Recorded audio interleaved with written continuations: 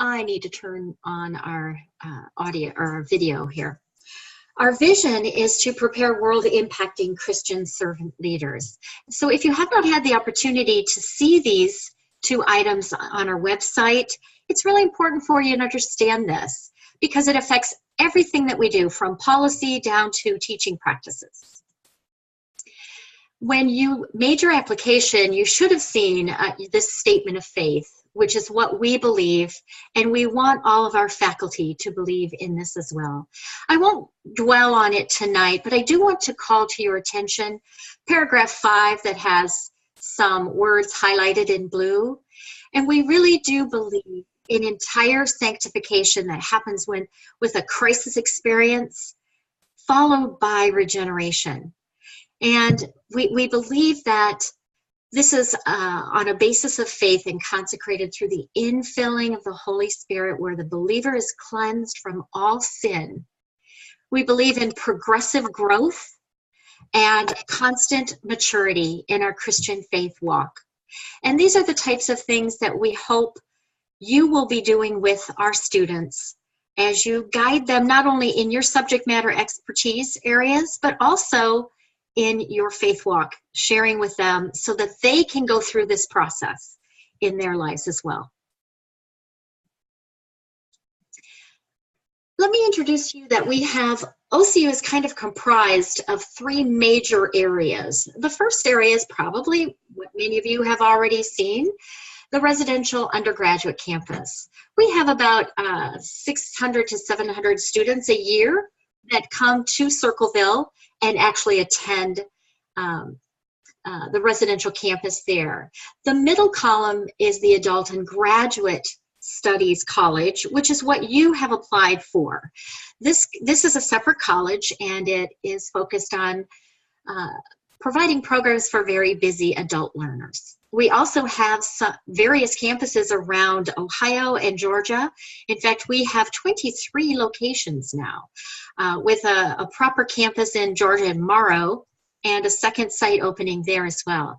So we are rapidly growing. And the third arm is Trailblazer Academy. And there is one candidate, faculty candidate, who's with Trailblazer Academy, and he will just have to bear with our conversations about a lot of AGS information tonight. But let me introduce you more to AGS, because that is the college to which you have applied. Let me start off by sharing with you some facts about our students. In the College of AGS, we have just shy of about 4,000 non-traditional adult learners. These students can be anywhere from any age, like from 18 on up. In fact, I've seen an 89-year-old in one class, which is a great example of a lifelong learner, don't you think? The important thing to remember is that no matter what their age, our students are all busy adults, and they all have other commitments, such as full-time jobs, children, caregiving, family responsibilities, etc. The average age is 37 for our adult learners.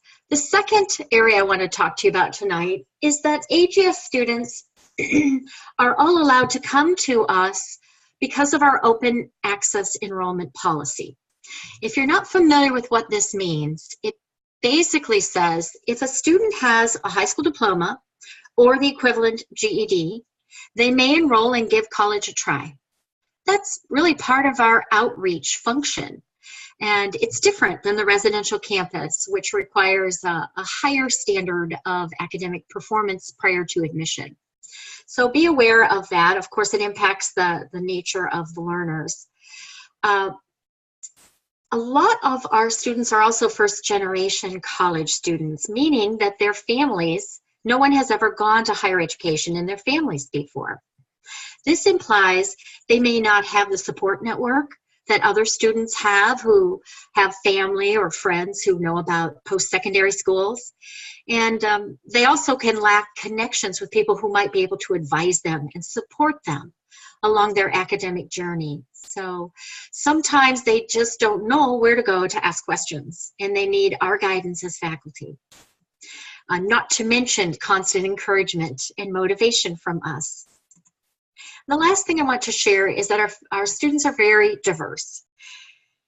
You can type in the chat box some ways that you can think of student diversity.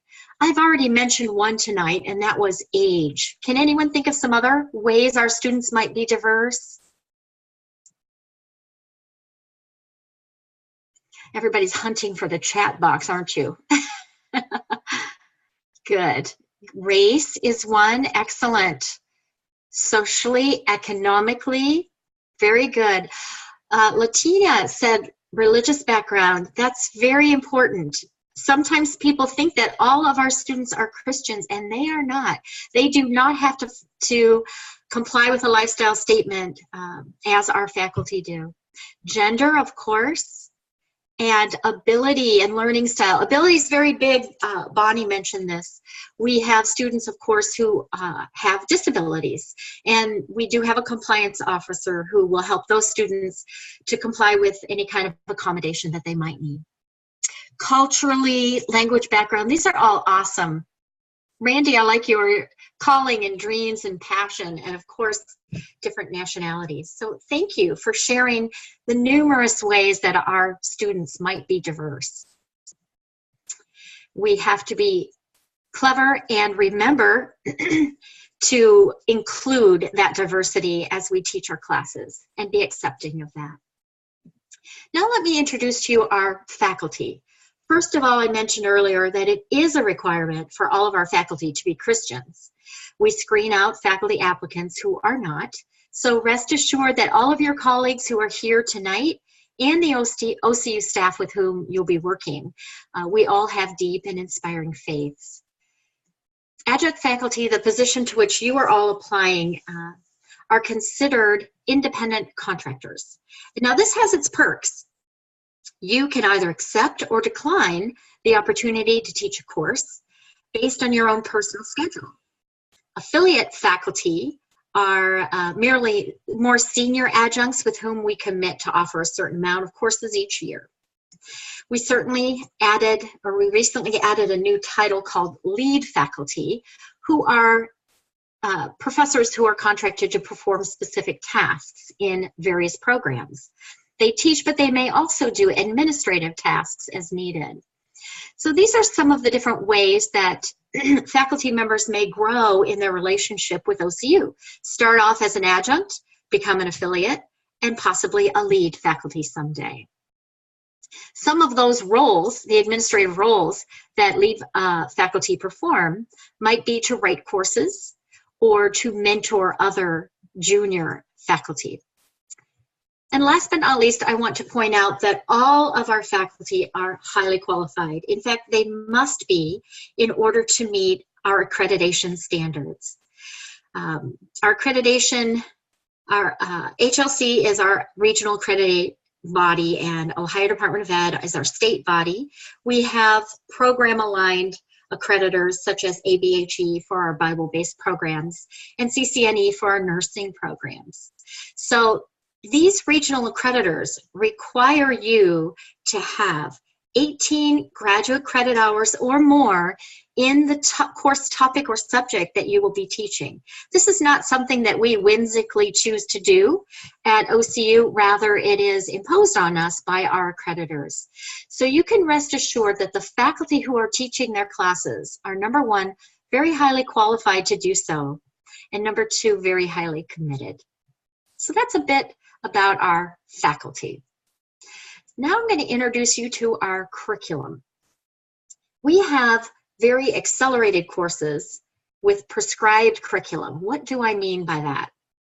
First of all, our courses are extremely consistent because we already have written the courses for you.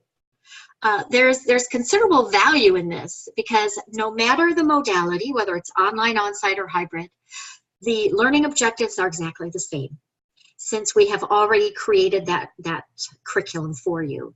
And this kind of consistency is highly sought after by students, parents, and of course, other stakeholders, especially our accreditors. It's also very much appreciated by the employers of our future graduates, as well as our students. So it's good for you to know that we have this consistent curriculum. You do not have to write it, yay, which makes it easier for you to teach our classes and focus on sharing your expertise with our students with feedback and other ways to facilitate effectively. The next item I want to mention, some people don't realize how accelerated our courses actually are. All of our undergraduate classes tend to be 5 weeks in length, and our graduate classes are 6. It's not very long, folks. So trust me, these courses are fast and furious, which means we as faculty have to stay on top of the curriculum and the feedback. Third aspect of our curriculum is that we follow rubrics to promote learning, and we'll talk about that a little bit more later this evening. And lastly, in our curriculum, we have a partnership with an organization called Tree of Life. They ship all of the textbooks to the students. So the wonderful part of that is you don't have to listen to a student who says, I don't have my textbook, because they should have their textbooks shipped to them. So that hopefully takes that monkey off your back, and most of the students absolutely love the ability to not have to worry about where their next textbook is coming from, and it's automatically shipped right to their door. So I think you will find that to be a wonderful partnership, especially if you've never experienced that before. So that summarizes our introduction to OCU. Are there any questions about that before we proceed to faculty expectations? Okay, hearing none, we'll launch into this section where we share what is expected of our faculty. I want to use an analogy that you are joining an academic team. And the players all have different roles on our AGS team. Some of those players are advisors, financial aid workers, teachers like us, people who write the curriculum or do instructional design, and just there are many, many other roles. So I want you to think about your role as a faculty member as a team player. And in that role, we need to clearly understand what is expected of us, but also what's not expected of us, so that the other players on our team can do their job and do it well, probably better than if we try to do their jobs for them. And that's what we're going to explore in this section. So what is it that we expect of our faculty? First and foremost, our job is to facilitate learning. That is our primary role. And in order to do that, we're expected to be present and on time in all of our on-site class sessions, and to be readily available in our online courses. We are expected to follow the prescribed curriculum, not to change it.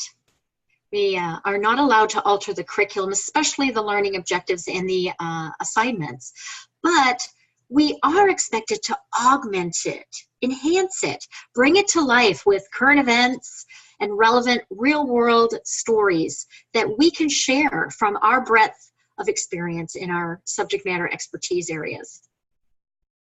We also do want our faculty to infuse a Christian worldview whenever it makes sense in the curriculum or in student discussions. We want our faculty to answer student questions and to be accessible for questions outside of the classroom. Our on-site courses only meet once a week, typically from 4 to 6 at night or 8:30 to 12:30 on Saturdays. Of course, online is 24/7, it's around the clock. But we do want faculty in both modalities to be accessible. For instance, I share my cell phone number with students, but you can choose the communication methods that work best for you, and we just ask that you be as accessible as possible. We must report and, of course, record attendance. We have to provide timely grades. It's very important for student learning, because if we don't advise them quickly on a graded situation, they may need to build on that for the next assignment, right? So if we don't give them effective feedback in a timely fashion, they can't do that. And last but not least, we expect them to follow AGS policies. And we always ask that you pray for the students. Next, I'd like to talk about rubrics, but before I do, I'd like to know how many of you currently have or are currently using rubrics.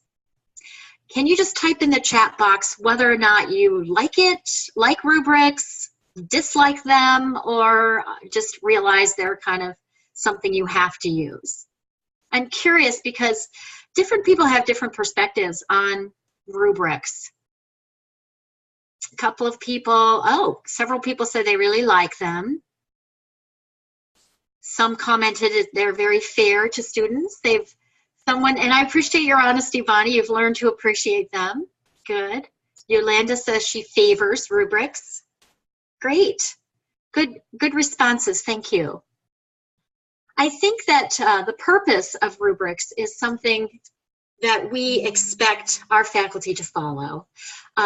We look at rubrics as a guide for student success so that they know what to focus on and how they will be scored in their assignments. We also think that they ensure fairness, and they certainly allow us to be much less subjective. And being objective allows us to provide greater consistency across multiple graders. For instance, there could be 3 of us teaching the same exact course but in different sections, and the rubrics help ensure that the outcomes are similar across all the sections. And that helps us to be consistent, so that's good. I'm going to go ahead and show you an example of a rubric. This is an example of a journal rubric, which could be used in any modality, either online or on-site. And if anyone has not used a rubric, basically there are grades or examples across the top with further details in each box, which help you to grade each of these grading criteria, such as content, the idea development, organization, or mechanics. Here is another example of a different rubric. This one is for online discussions, and this is something that you will be required to adhere to even in this class, just so you get familiar with it.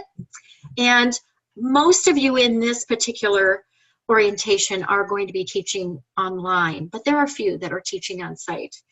So there's 2 aspects to this online discussion rubric. The first one is the initial post, and the second aspect is the second replies or the secondary posts.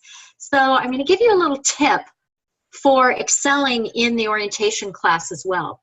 I want you to notice that the initial post must be posted no later than the 4th day of each week. So in our orientation class example, tomorrow's the first day of the class. So Wednesday, Thursday, Friday, Saturday evening would be the 4th day. So that would give you Sunday, Monday, and Tuesday to do your second replies. So I hope that will serve you well. That also gives you a weekend day where you can do your initial posts and then have some time later in the week to actually have a discussion.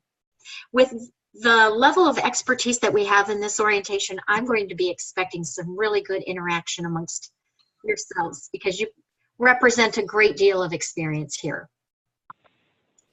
So not only do we expect people to use rubrics, but we're going to model that in our orientation class.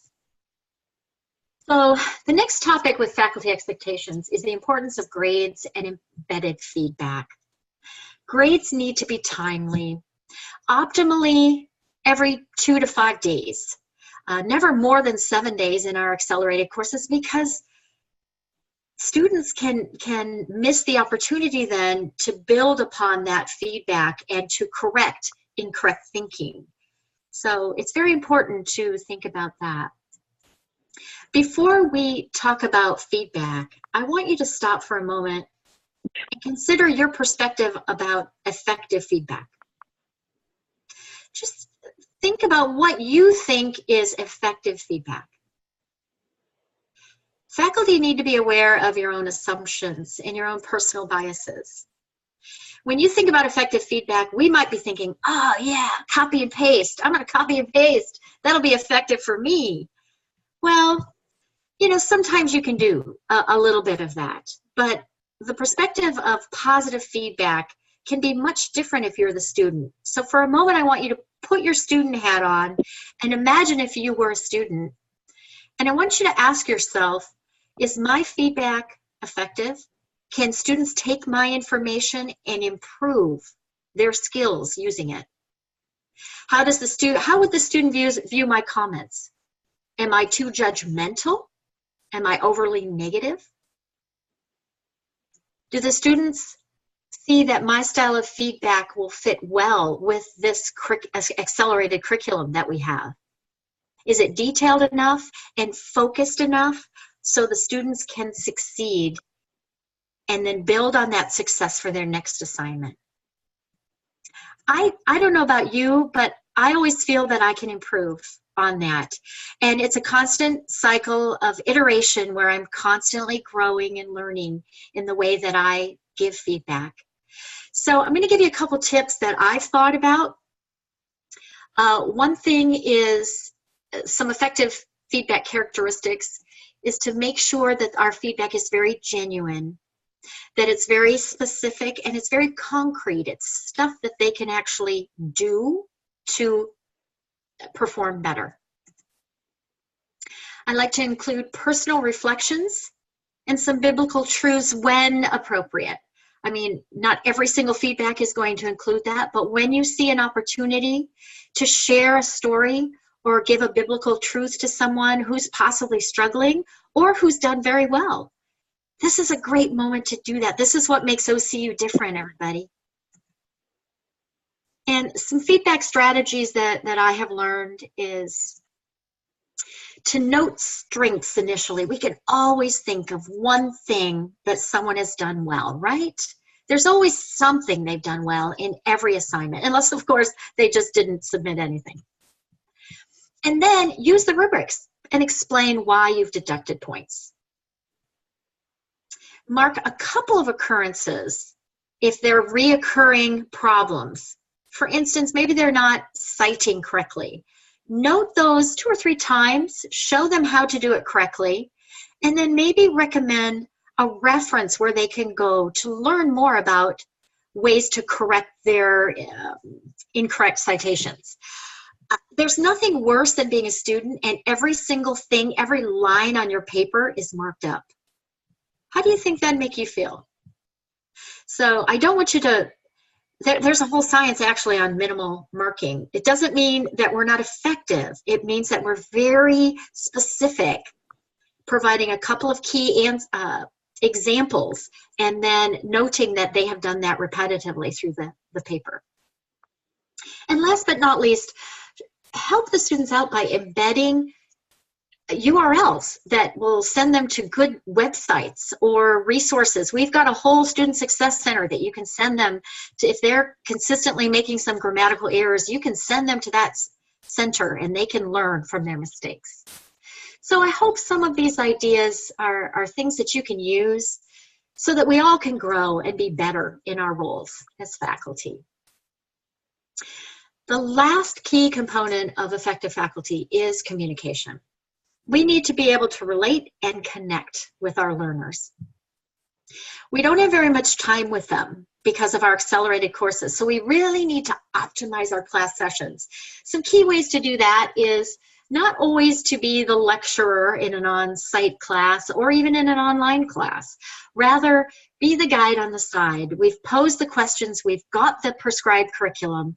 Now facilitate their learning by asking key questions, getting the students to interact and engage and think about, really ponder and analyze the material. They are coming to us with a wealth of experience.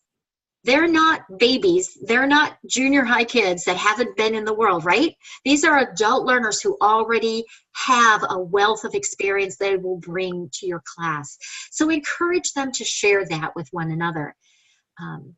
And in so doing, of course, we know the brain's research suggests when someone explains how something, a new topic and how it connects to their world, making that connection will help them to remember it. And of course, we can also ensure civility and respectfulness in our classes by setting a good tone. What are some ways we can communicate? We've got a few tools. I wish we had more, but these are a good start. We, of course, everyone has OCU email, all students and all of our adjunct faculty. We have text messaging that is, students are starting to sign up for. The problem is not everyone has it. So you can send text messages through our SONUS database, which is our student information system. We'll get into that later.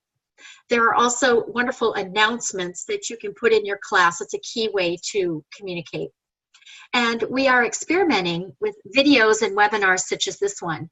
If you happen to be in a class where you think a video or webinar would be helpful, we encourage you to work with us to make that video and hopefully enhance the curriculum in so doing.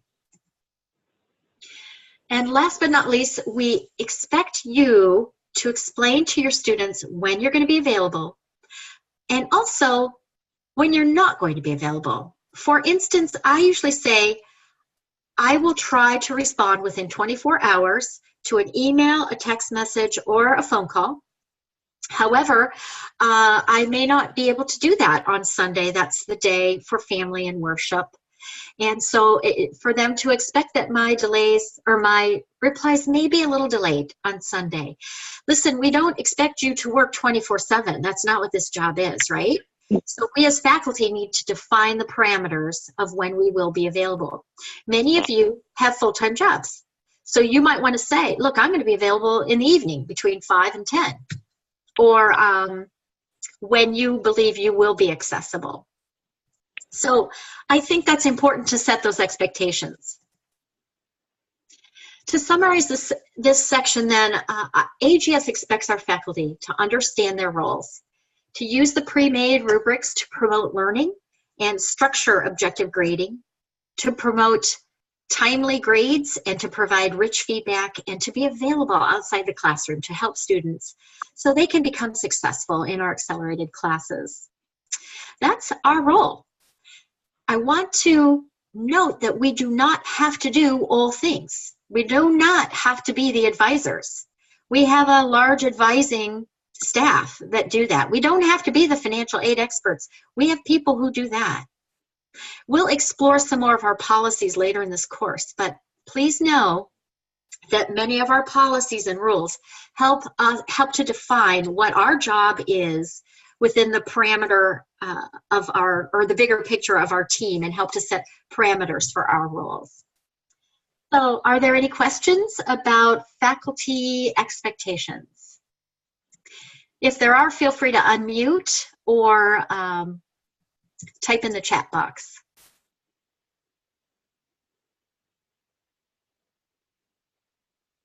Okay, hearing none, let's go on to another key expectation. Our students are coming to higher education. As I mentioned before, we have open access enrollment. So many of them may come to us and not have the best writing skills. This is a problem across higher education. I see Albert nodding his head as he's proctoring his tests. It's not unique only to OCU. And we recognize that. So what we're trying to do in our college is provide some tools that will help all of us, not just faculty, but the students to be better. I'm going to highlight some of them here, but in the class, I hope you'll spend time to learn more about all of this. And we hope you'll also, in this journey that you're embarking on with us, in the next class, we have some more tutorials on some of these areas. First of all, we offer a Grammarly Pro account to all of our faculty. This has been a wonderful tool. I'm very excited that we were able to add this to our toolkit last year. If you've never worked with Grammarly before, it's like Word, grammar, you know, the little squiggly lines, but on steroids. Grammarly will help students in a number of ways to understand better word choice, better grammar selections, etc. And this is a key problem that a lot of our students have when they come to us. So we are going to use Grammarly to help them improve their grammar skills, but also as faculty, we can use this to remind them and to provide that rich feedback. We can run their papers through Grammarly if they have not. And we can say to them, hey, you know what? There are a lot of grammar errors in this paper. We need you to run your papers through Grammarly before you submit them, in case they forget or they get a little lazy. So I think you're going to find that tool to be awesome. The second function of Grammarly is that it also can do authenticity checking. The other key player on the market is Turnitin. And I would say that Turnitin is a little bit more robust, but the beautiful part of Grammarly is that it does the authenticity checking plus the grammar skill help. So that is why we chose to go with that tool. And it will find instances of plagiarism and assist you in that area. The second quadrant covers tutoring and coaching. And we're doing all sorts of things in that area. We have some online tutors for math that have proven to be very effective. We are experimenting with some other areas of tutoring and coaching, such as online writing coaches, which are a good tool as well for some of our students, especially in the writing and English classes. If you go clockwise in this square and go down to the bottom right, you'll see an Academic Success Center. And I have noted that on the bottom that in my OCU, which you will have access to tomorrow, you can go into the College of Adult and Graduate Studies and go into the Academic Success Center for students. I encourage you to do that. I want you to spend some time playing in there. Basically, it's several pages that offer little tutorials, little snippets of knowledge. For instance, if a student is consistently having errors with pronouns, you can find a tutorial in there or a little PDF that you can download and give to them as part of your embedded feedback. So I hope you'll find that to be a nice tool for you as well. And last but not least, we do have a template for APA. Most of our classes use that, and we have a checklist. So let me talk about citation skills for a moment. Most of our classes are APA. We have a few that follow MLA or Chicago style. In higher ed, students are expected to know how to format. They need to know how to follow some kind of style formatting. And as I mentioned before, predominantly that is APA. So that's mostly what I'm going to talk about tonight. And we've tried to develop some skills in that area, some tools in that area. For instance, the template and the OCU writing checklist. We have these examples in your course, so you can download these and play with them starting tomorrow when you get in the course. I mentioned some of the other tools we have available. The Academic Success Center can assist. And lastly, I want to point out that our goal is always to help our students improve their writing skills.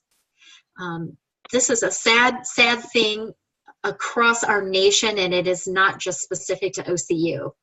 So we will help you, we will work with you in whatever way we can to provide tools. And if you come across some interesting tools that help in this area, we want to hear about them because we want to share that with our faculty. So hopefully you can see that we do have an emphasis and a focus on effective writing. This is the time of the night when exactly at 8 o'clock, look how we timed that so well. We can take a 5-minute stretch unless everybody wants to just carry on. Can I see a show of preference in the chat room? Just tell me if you want to carry on or if you want to take a break.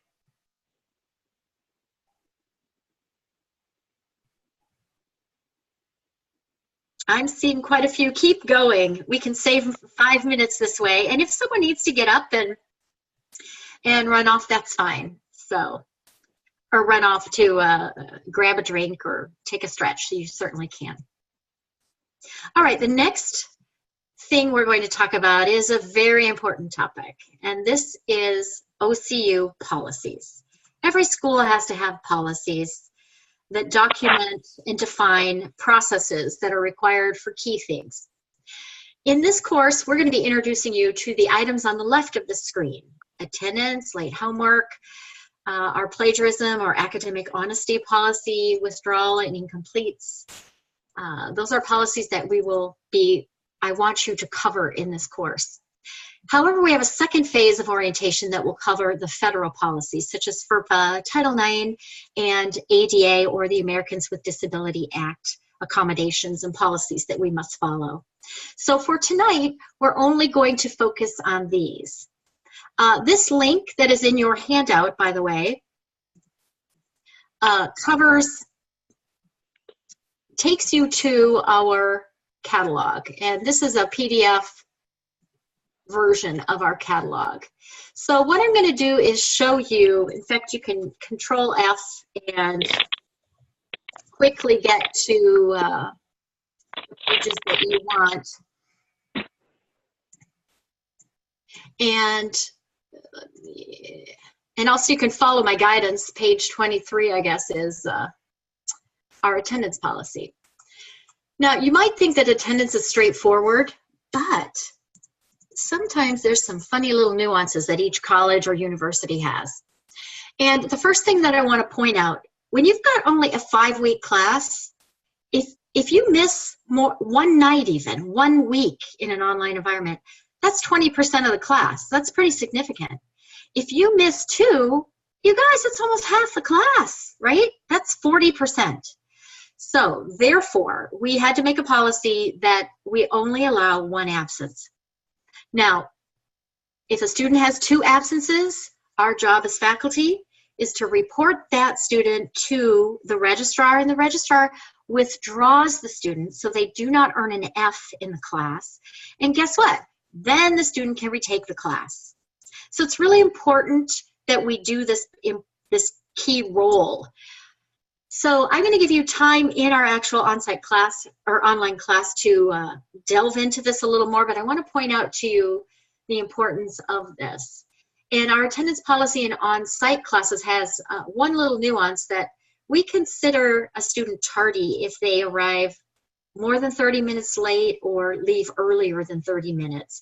Because once again, in a 4-hour class, they could be missing 25% of the class if they do that. So if a student misses or is tardy twice like that, that equals 1 absence. Therefore, if they're tardy 2 nights and they miss once, that would be 2. They have to be withdrawn from the class. In an online class, I want to point this out to you here. What do you think qualifies or meets being present? Any ideas? Does the student just have to show up and post? Do you think they have to post in every assignment? In an online class, just like in an on-site class, you could have a student come with their headphones on and they could be physically present, but mentally really not there. So in an online class, we say if a student simply posts to any graded activity, like an introduction is not graded, the cafe or some kind of prayer request discussion board would not be a graded activity. But if it is a graded activity and they only do one thing, they are considered present, although their score is going to be terrible for that week because they won't earn appropriate points for assignment submissions. So that is a good distinction to be aware of and something that we want you to learn about. I'm going to go on to page 27 now and talk a little bit about late homework. I guarantee you this is going to come up in your class because we have busy adult learners. And these learners every day have to juggle a bunch of things, as I mentioned in the introduction to our students. So sometimes our adult learners have to make the decision whether to help a child who's sick or turn their assignment in on time, right? And if that's the case, we have already built in grace, and because we understand that is the type of learner that we have in our homework policy. We allow students to have, see the deductions here, if they turn in an assignment 1 day late, they get 10% deduction. These are busy adult learners, and I guarantee you, you're going to have quite a few that do that occasionally. However, if they go much beyond that, they're not going to earn a very high score. 2 days late, they get 20% deduction, and 3 to 7 days late would be 50% deduction. So in our feedback, we would say you earned an 80 on this assignment, but since you have a 10% deduction because it's 1 day late, I'm giving you, or I don't like to say I'm giving you, I like to say you earned a 72%. You know, it's not my fault that they decided to submit it late, right? So I want you to be very much aware that after that, after 1 week has passed, they earn a 0. Please don't think that you are being Christian to give them grace by changing this policy. Why do you think that is? You know, if Randy does this in one class and Latina is doing it differently in another class, that's really not fair, is it? Yeah, Albert, you hit the nail on the head. It's all about consistency. So I encourage you to tell your students, this is OCU's late homework policy. I cannot give you any points after a week. And I strongly encourage you to be firm about that and in order to be fair. And the other thing I often tell students if they whinge and whine about this is that, you know, this is grace. Many universities don't even allow late homework submissions at all. So OCU has built some grace into their actual late homework policy. Can I see some nodding of heads? Do you think that's something you can live with? Good. And my recommendation from personal experience is just be firm. Start off a little tough. You can always lighten up later. But remind them about this because they will try to push and try to get a little extra time for various things. Let's go back to our plagiarism policy. And you're going to have an assignment in our course where we will talk more about academic honesty policy. And as you can see in the left column here, there's some good information about different kinds of dishonesty. But we do have a kind of a 3 strikes and you're out on our academic policy. Where is that? Let's see. Okay, here we go. For undergraduate students, for the first offense, a student will earn a 0 on the graded assignment. And in some cases, you know, if it's a significant assignment like the last project, that could result in failure for the entire course. So the second offense, the student will actually fail the course and will be placed on academic probation. For the third offense, the student will fail the course and could be suspended from OCU. Now, even with suspension, they may be able to come back after a certain period of time. But please know that we do take this seriously.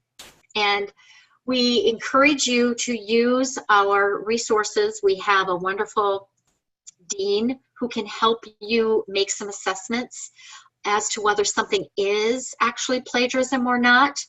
And what we ask you to do there is send it to the AGS honesty policy at ohiochristian.edu. Send your email and put in the subject line, I need assistance, assistance needed. And we will help you analyze whether something is actually plagiarism or not. And when things like this occur, you guys, this is a crisis. We need to act on this quickly, and we need you to email us so we can get on board and help you in our team role, remember, so that we can serve our students effectively. If it's not plagiarism, then you need to jump in and help that student because there was probably something that they did not do very well in that assignment. If it is plagiarism, not only do we need to clarify that with the student, but we also maybe need to redirect them as well, right? We need to teach them what to do. Now, I'd like you to unmute for a moment if you have anything to say on this topic. I know some of you here tonight have taught in other universities. And this is not always black and white. Let's say you're in your very first course, a student's very first course. They're freshman level, and it's the first course. It's the second week assignment, and the student doesn't cite correctly. They've actually included, they've copied and pasted some things, and they didn't put quotations around it, but they did put in parentheses some reference to where they got the information. Do you think that would be considered plagiarism? Let's be practical here. Latina? I don't think so, because I don't think they're intentionally trying to do it, because they're trying to reference where they got it from. They just don't know how to do it. So it's more of a I don't know kind of thing, instead of I'm trying to hide it. Yeah, I'd see that as a formatting problem rather than plagiarism. Good distinction. Yeah, I think giving them a good example of what it should look like would be the right move, and just to redirect them and point them in the right direction with it. Excellent. All very good answers. Now remember, that was freshmen, second assignment in the class. Now, let's say they're seniors and they're working on a writing class, and you see the same thing happening. This is after, this is a 4,000 level course. Would you react differently? Yes, Certainly. Okay. Who said that? I think two of us said it at the same time, I think. Okay. Ray, why would you make that decision? I see Chris noted as well. Well, I think, at least I know in history classes, that what the students are coming in with sometimes, they may not have had a course in the references, or they might not have realized that, just by putting a reference and not citing it correctly is something that they shouldn't be doing. But by the time they're a senior, they've gone through this with different professors many times. Exactly. And I think, what I try to do, one feature I really like about the software at OCU is you have that button for resources. And what I try to do is put in some information about writing and references, and especially for freshman students, I try to be proactive in my announcements every week, bringing that up, because especially in history, it's a challenge for some of these students. But by the time they're a senior, I'm pretty sure from what I've seen at OCU, they've been called on that several times. Good distinction. And thank you, Chris and Ray and Latina, for sharing your thoughts about this, because there's a distinction. And I want you to know that basically when it comes to APA citation, MLA, Chicago, Turabian, whatever style we are using in a particular class, I want you to be involved in your program's discussion on this. This is where you might need to even consult with your program director and say, what do you expect me to actually do in terms of assisting the students in learning better citation skills? And those will be an ongoing team discussion that we need to have in our team huddles, right? So you will probably be discussing that in greater depth in your programs, in your relevant programs. So I thank you for starting this conversation, and I encourage you, especially if there's anyone in here who doesn't know how to do citation well, don't freak out. We have a lot of resources that you can use to work on that. For instance, sometimes in the business world, we have experts come to us with very specific skills, and they may not be as well versed in this as some who come to us, for instance, in the ministry department. So I just encourage you to join in the discussion. It's an important one. So we've talked so far about attendance, late homework assignment, academic honesty, and plagiarism. Withdrawals and incompletes, I'm going to let you research that on your own. It's in page 34, so look it up. But we do expect you to mention, or report, I should say, to the registrar, and there's an actual email where you do it, if a student has missed 2 or more sessions. And then I also want to point out to you that there is this wonderful quick reference table on page 28. Oops. Let me move down there. There you go. This is an important new reference we only just added to the catalog this year, because last year I realized faculty didn't know what to do with a lot of these things.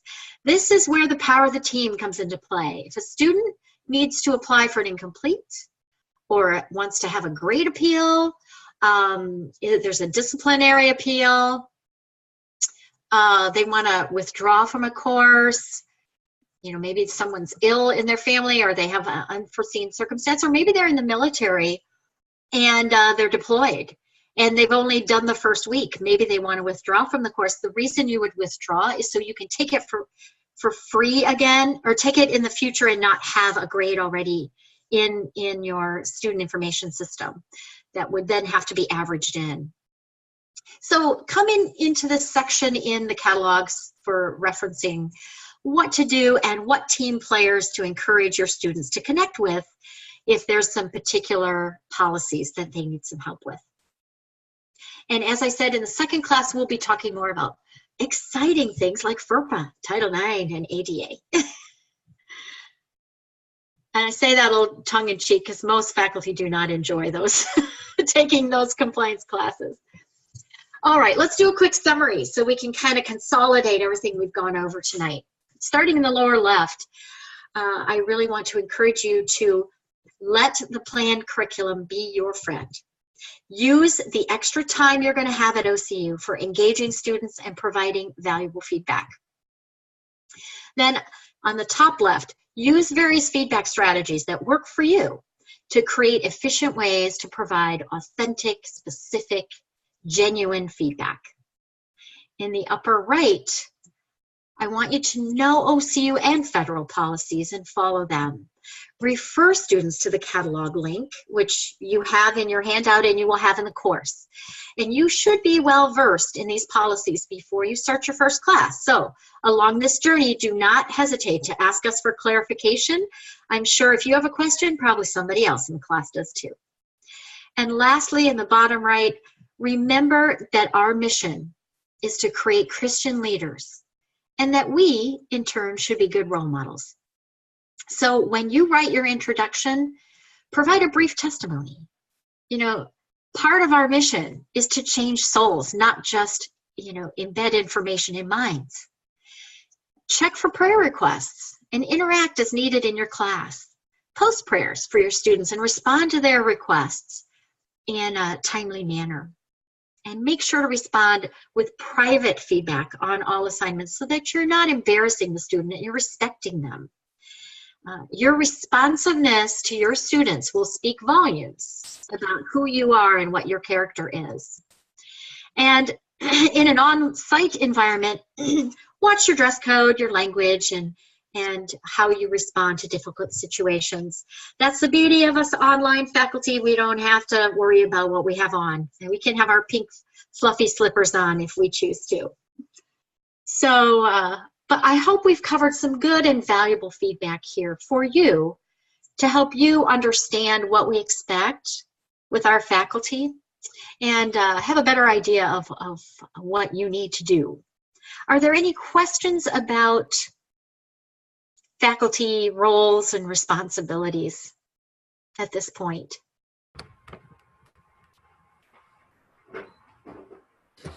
Not yet. I guarantee you will as you move along, and when you do, you can ask in the class.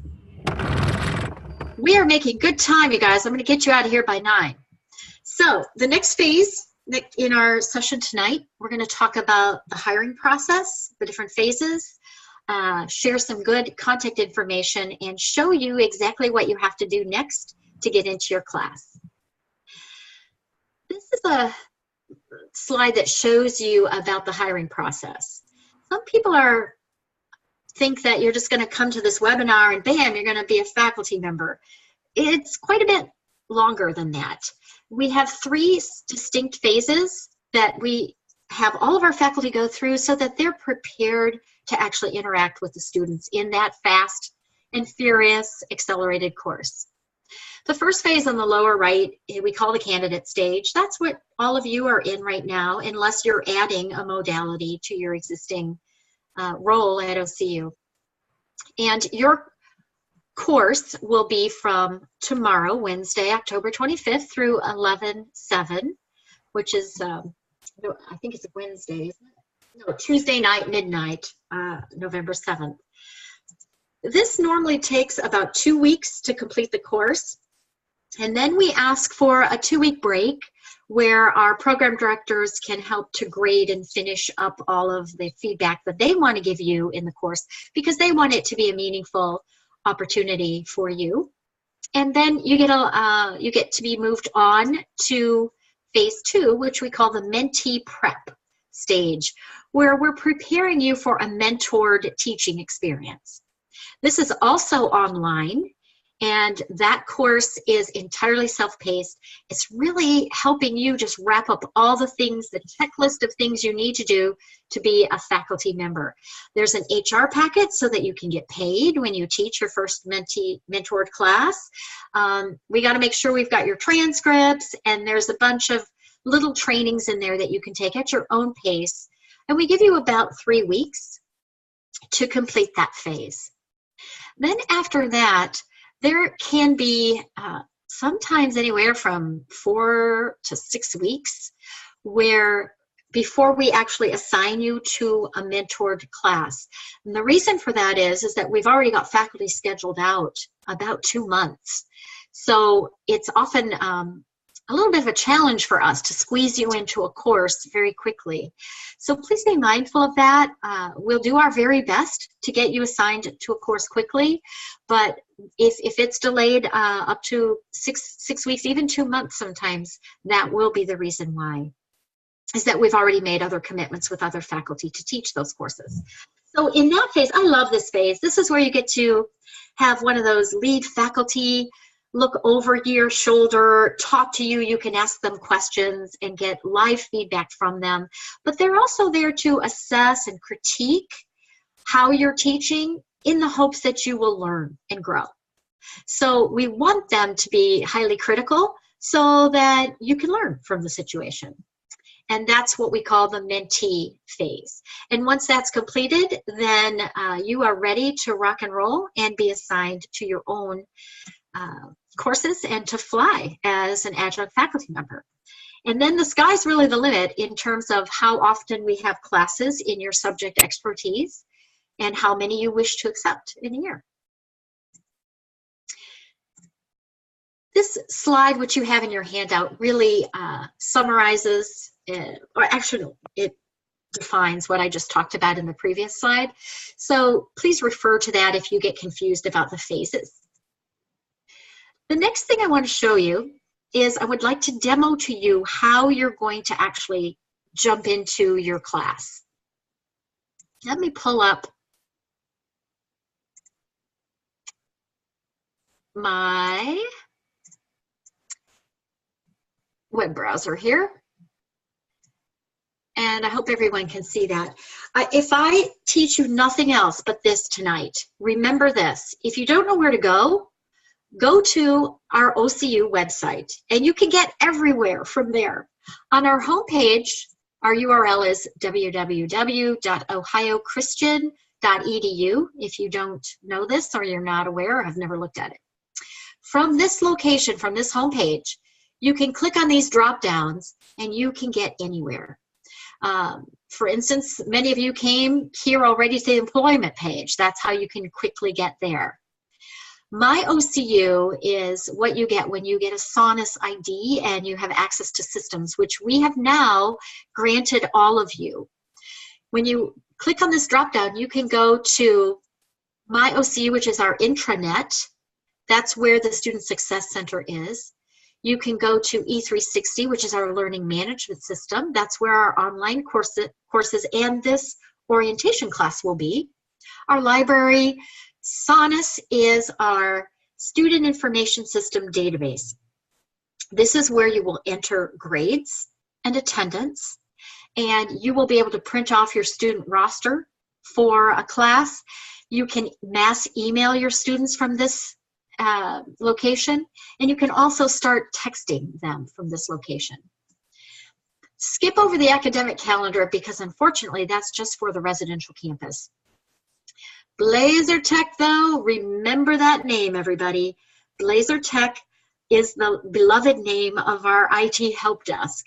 So any of you IT instructors can get a giggle out of that, but they love the name because they think they're on fire over there.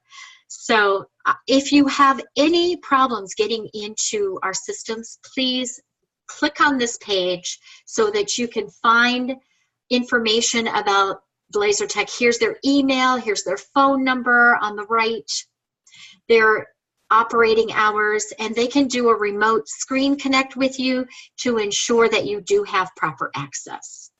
So I really want to empower you to highlight that information. And if you forget, go to the homepage and scroll down to Blazer Tech.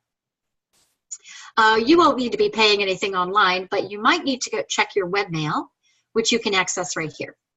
So what do we need to do tomorrow for you to get onto your class? You'll come here and you'll click on E360, which stands for Advanced 360, which is our learning management system. When you arrive at this login page, you can key in your username and your password. You should have been sent an email from IT and Elaine Cabrera giving you your username. It's usually your first initial, in my case, Cindy, and my last name, Selsky. And then the password for any of you who are new is Orientation 2017 with no capital letters. For those of you who are changing modality, who've already taught in, say, on-site, but now you're preparing to teach online, you will already have a password, so use that. Okay, and then you will log in, and if you get stumped on this page, this is where you call Blazer Tech. They're your go-to folks. You'll arrive at the landing page, and what you want to focus on is this top blue toolbar. At the top, you're going to see the home page, which we're on, courses, communities. Yes, you can email students and it will go to their OCU email, but you cannot reply back into E360. It's a one-way street, it only goes out. The rest of these things you will rarely use, but you can explore them when you get in the class. So you're going to click on the courses, top toolbar, and you'll arrive at a page that's going to list your courses. This particular course for you that's beginning tomorrow is called the Combined Faculty Orientation with a date on the top. When you click that link, you arrive on the course homepage. The E360 puts announcements at the top of the homepage, and when you scroll down, you will see your instructor's photo. When you're teaching your course, we have a lot of instructors, by the way, in this class. When you're teaching your course, you will have your photo here. So you will be asked to put a photo in and to develop a profile. The most important thing, though, is in the lower right corner, there are course documents. All of our courses have downloadable Word documents for offline references for our busy adult learners. So the key things that all courses are going to want to emphasize is for the students to download syllabi and the weekly guides. And then you can refer to these offline.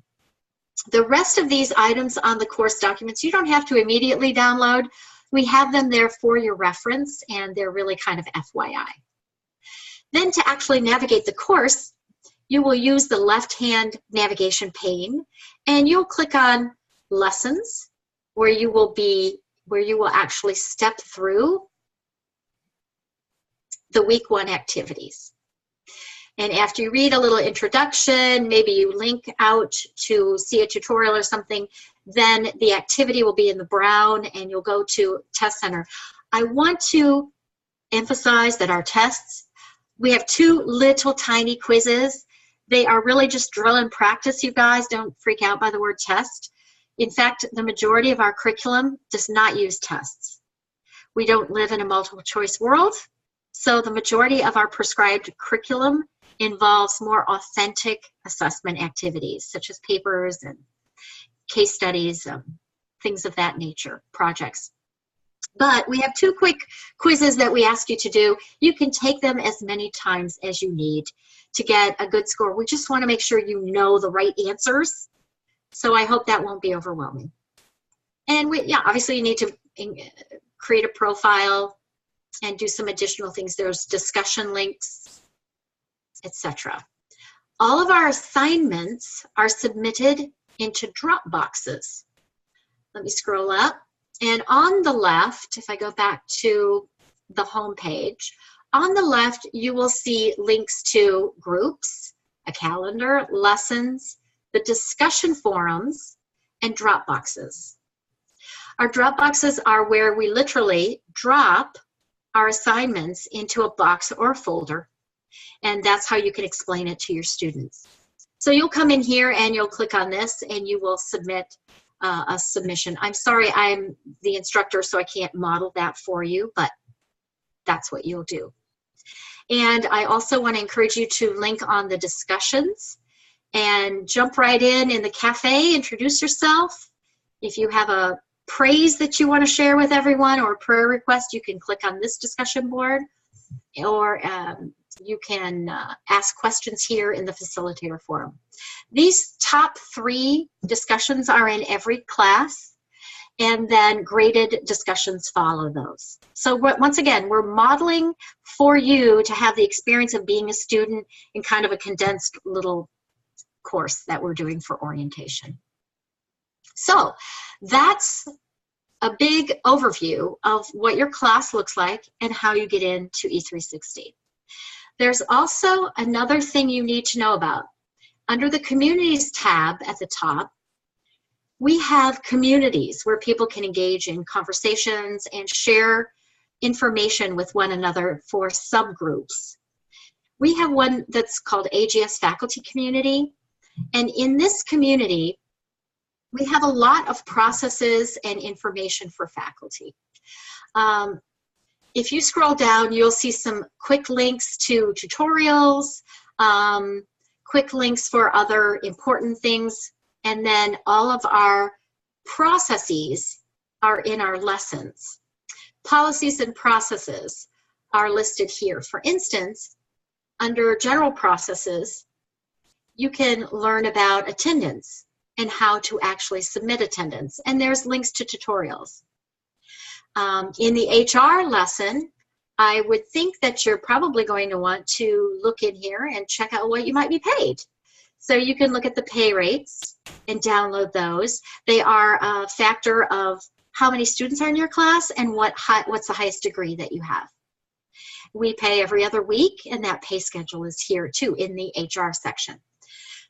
I'm going to apologize ahead of time because I think this is the clunkiest repository that I have ever seen, and it has a lot of rich information in it for you, but I want you to know that I'm in the process of creating a new website for faculty, and it will be up and running in the new year, and you'll be able to have, I think, a quicker and easier way to navigate to these resources. But until then, folks, this is what you have. And it is very rich, as you saw under the Lessons tab. There's lots and lots of policies and processes just for faculty. So this is your go-to place, the E360 community, called the AGS Faculty Community, when you need to learn about policies and practices. So the key things you'll want to remember are how to navigate your courses and how to jump to that community when you need to figure out how to do something. Are there any questions before I close down the example of our course?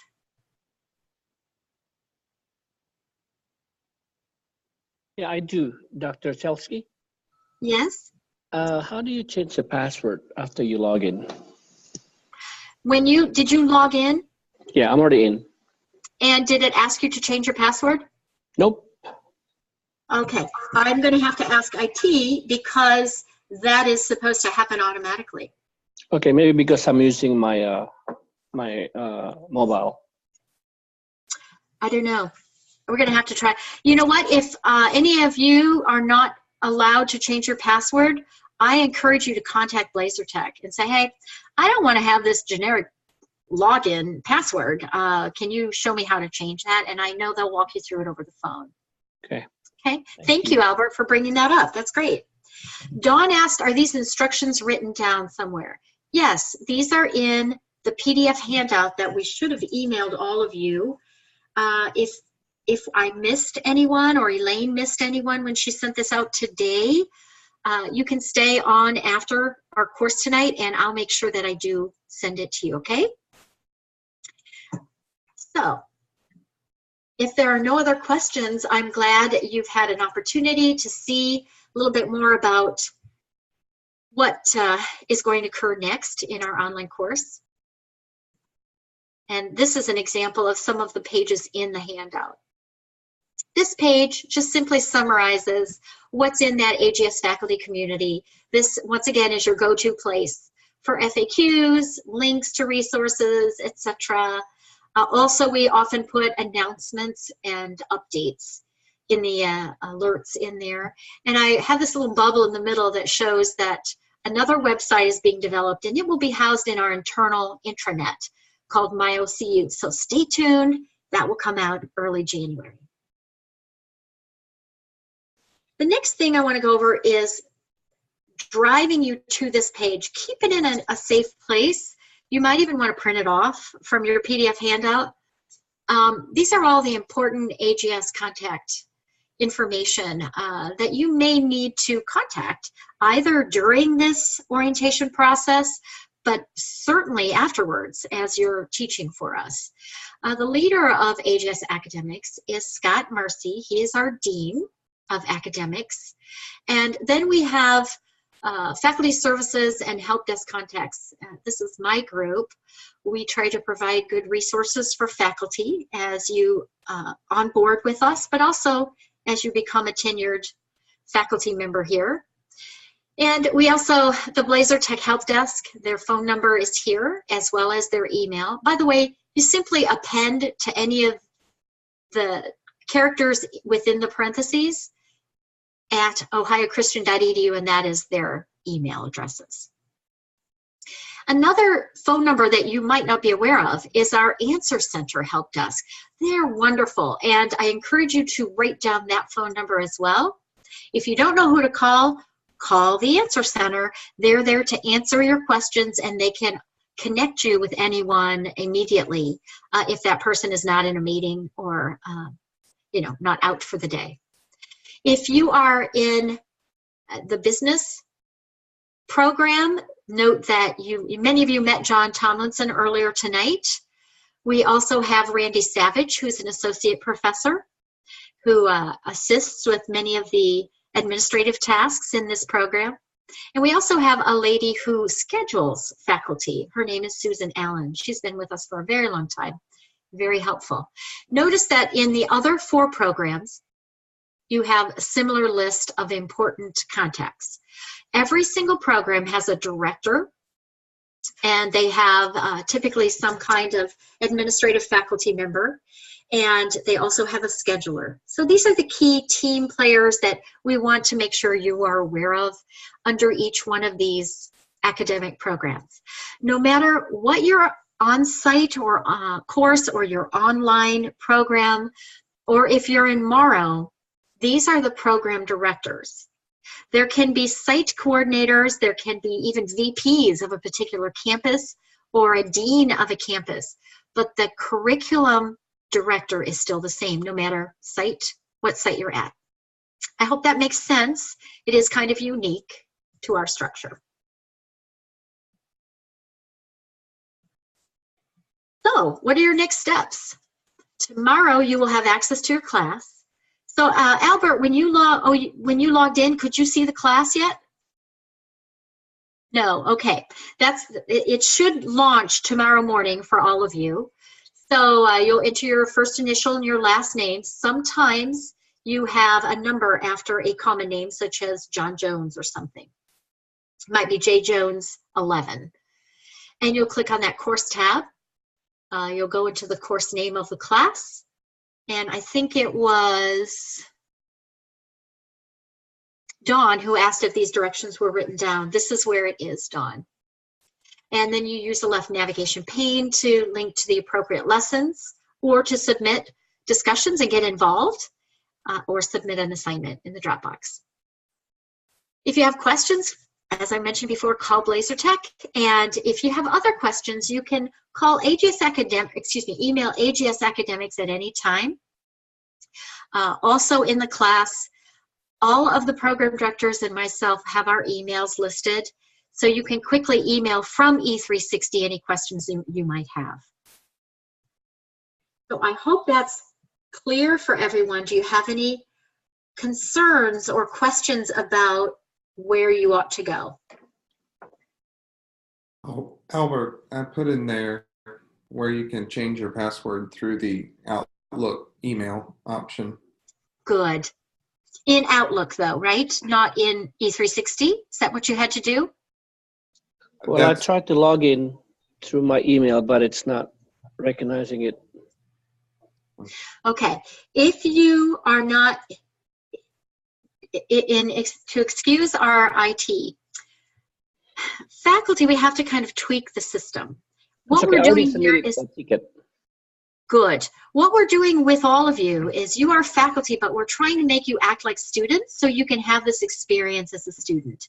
So if something went a bit awry in your registration for the class, please know that only Blazer Tech or I really can fix that. Blazer Tech has way more powers at their beck and call than I do. So don't get frustrated. Reach out to us immediately. I would be happy to share my cell phone with all of you as well. I think it was in the email that Elaine sent. Yes, it is. So if you want, take this note down. I'll write it right now in the chat room. I don't want you to be frustrated. I want you to get in, and you're welcome to text or phone me if you have a problem with that. But your first go-to person would be someone at the Blazer Tech Help Desk, because they actually have the power to go in and modify things more than I do. I can do some things, guys, but not everything. Okay? You're very welcome, Yolanda. Thanks. All right. Well, guys, we did this in record time. Even with a large group, I'm very happy that we were able to zip through this so you can go and wrap up your day. I know it's been quite a long time for all of you. Are there any lingering questions? Thank you to many of you. I'd like to go ahead and close in prayer, but after prayer, I'll remain on the Zoom room, in the Zoom room, I should say, and if anyone has additional questions, you're welcome to stay. Let's bow our heads.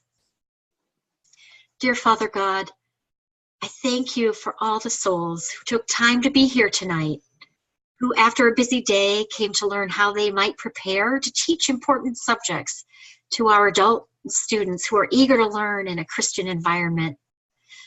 Lord, I ask that as they work on the orientation course, they be filled with tenacity, hope, and your Holy Spirit.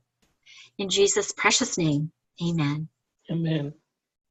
I thank you all. It's lovely to meet each and every one of you, and I hope you all get to know one another better in the course.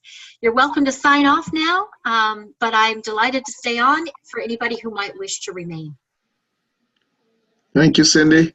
You're so welcome. Thanks for coming. Actually, I just set up my email. It worked. Thank you, whoever just suggested. Good. It just required 2 authentication steps. Good.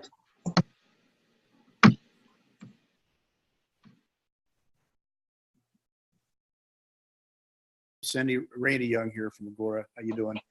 I'm well. It's been really helpful.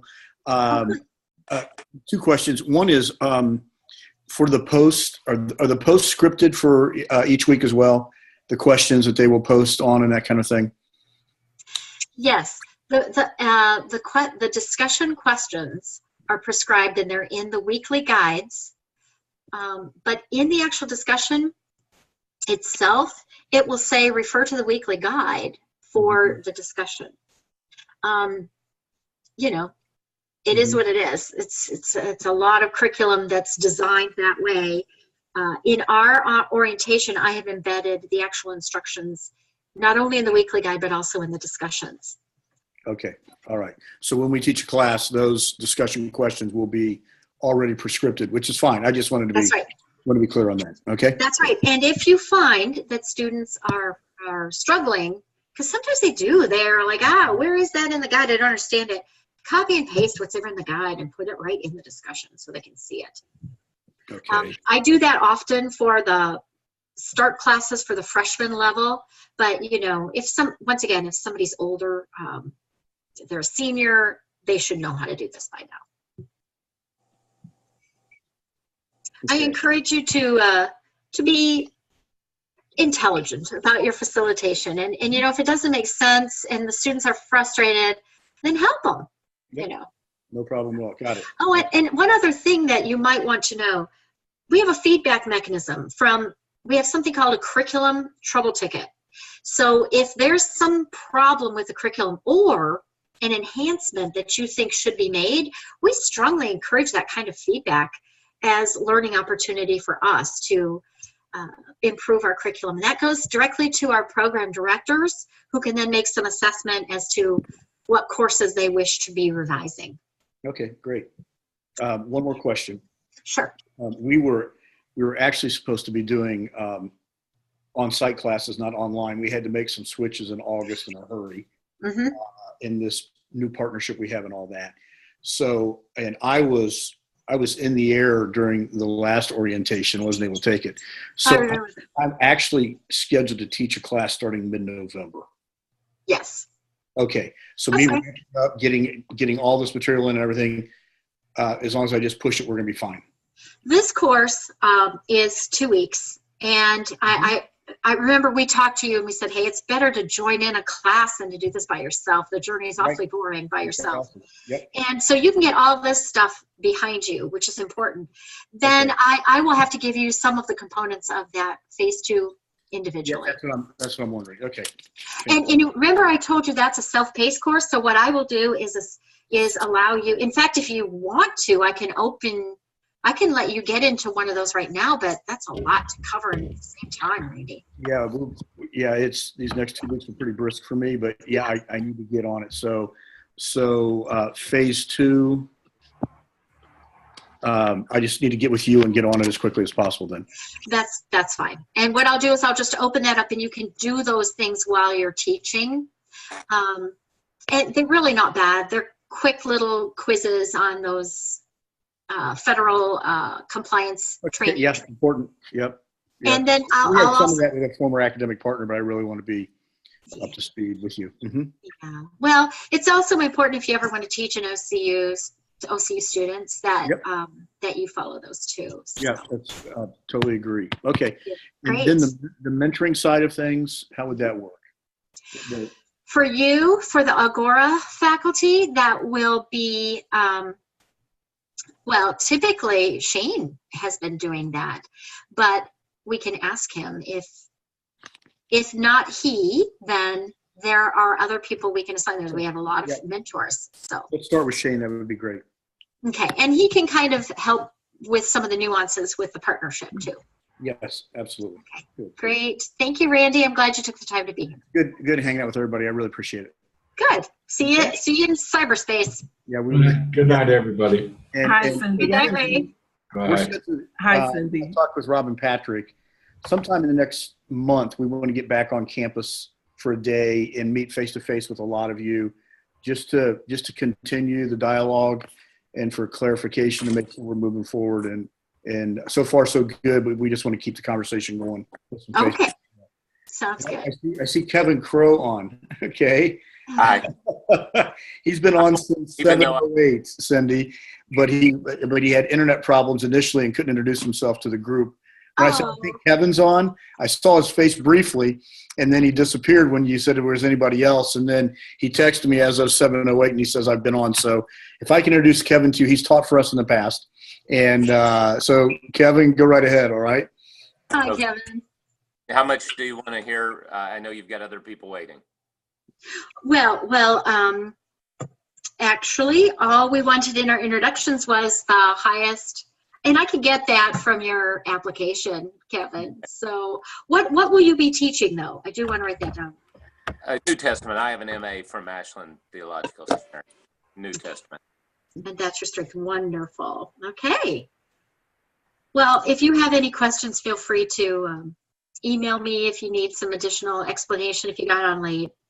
I sent an email to, I believe, Elaine already, just asking for a login, and that would be